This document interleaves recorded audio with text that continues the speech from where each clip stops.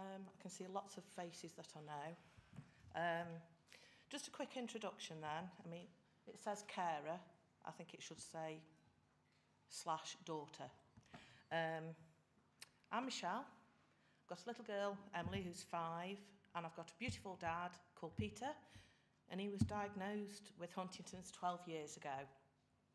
I've been tested, I'm negative, I'll never get it. My brother, he's 18 months younger than me. He's also at risk, but decided not to get tested. He was due to get married, and he decided that one of the main issues for him getting married, him and his wife desperately wanted children. They decided to get married and have children, and they will take a decision to be tested as a family when the boys are both old enough. Me, on the other hand, as soon as I sort of heard the news about Dad, took a few weeks, obviously, to get over the shock and the implications of what it means. You know, why Dad, why me, why my dad, why us? I flick into practical mode pretty much, and I thought, right, there are 2 phone calls I need to make. One is to Sue Britton-Jones, who was my genetic counsellor. The second one was to a financial advisor, because I wanted to get all the practical side. At the time I was single, so I wanted the practical side of life cover, pension cover, savings plans, that kind of thing. So I was running the 2 together. I also received a lot of counselling with Sue. She was a lovely lady. I don't know if she's here. I know she's retired now. She was great. I got a lot of information about the disease. This was all prior to my test. The information was based on what happens when you've got the disease. There wasn't a lot of information for me about what it would feel like if you haven't got it. And that will lead on to a point that I'll raise later. The care provided by the genetic team was smashing. It was face-to-face. If I wanted it, it was over the phone. If I wanted it, I felt very much in charge of it, in control. Also, if there were any appointments that I would go to, it was always followed up by a phone call a few days later just to make sure that everything was still okay. The testing process was explained fully, and it was completed with the utmost professionalism, but also a down-to-earth and supportive nature, which really, really worked for me. On the when I made the phone call to arrange the testing with Dr. Trevor Cole, I made the decision because Mum and Dad were obviously dealing with their issues, and my brother was dealing with his issues in London. I made what I believed for me was the right decision to go through testing on my own. I didn't tell anybody. The only person I told was my boss at work, because I needed time off work. So on the day of the results, my boss came with me, because she said, "You ain't driving home on your own." And I said, "It's because I've got an MG and you want to drive it." I went in, and it was a bit of a... I don't want to trivialise it, but it was very much a Jeremy Kyle moment.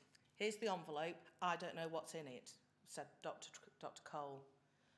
And those words have stuck with me, that he said, "You will never again know, once I've opened this, whether or not you have got it or not. You will never unlearn positive or negative result." I got negative. After leaving the clinic and not letting my boss drive the car, I felt guilty. It was almost an anticlimax. All the work that had gone on, all the preparation for me had been all about me having the gene. I was going to hand my notice in, I was going to start travelling, I was going to sell the house.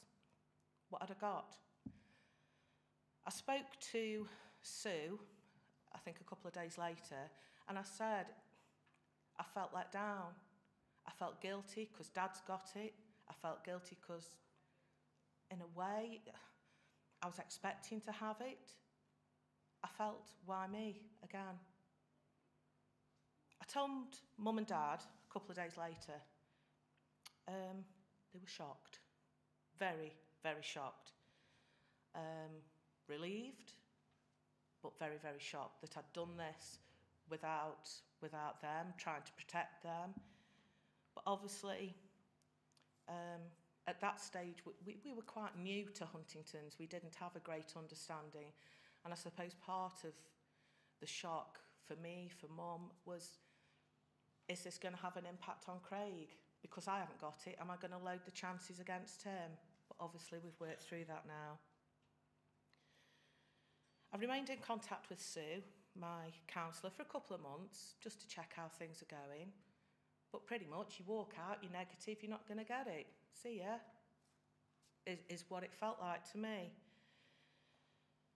So I went looking for support. I spoke to my GP. They offered me counselling.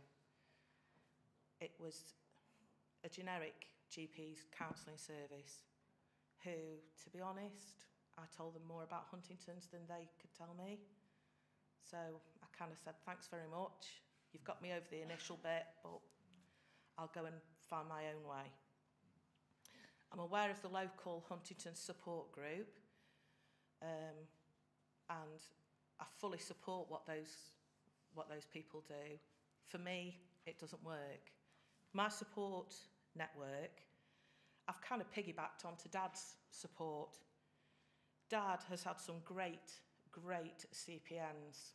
Alison Duffel, you're my BFF. They have always involved me in discussions about Dad, with Dad. Alison's on my mobile. She comes to see me. She will talk to me. I'm included. I am classed as I have a need, and that is addressed.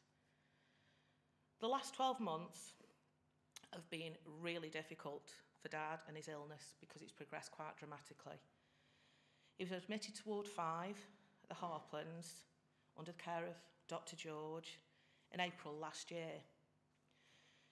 During this time, and if I cry, I'm only crying because it's lovely, Dr. George and all the staff, you're all lovely, they've been beautiful. They're our HD family.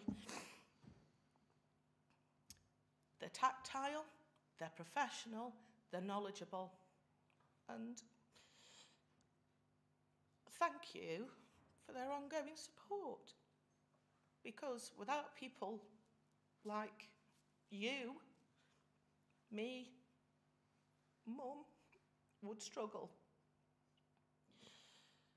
We've both, my dad and myself, have both registered to go on we've applied to go on the genetic register.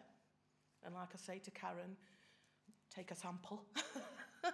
I will go on any genetic register. I am prepared to support the cause of Huntington's. And I suppose, how do you cope with a negative result? You cope. Me, I have special moments. And those special moments are one of those. As Dad's going back down to the ward, he gives me one of those. Or he screws his eyes up for me. He won't do it for Dr. George. Or he smiles. Or he just says, brilliant. Thank you.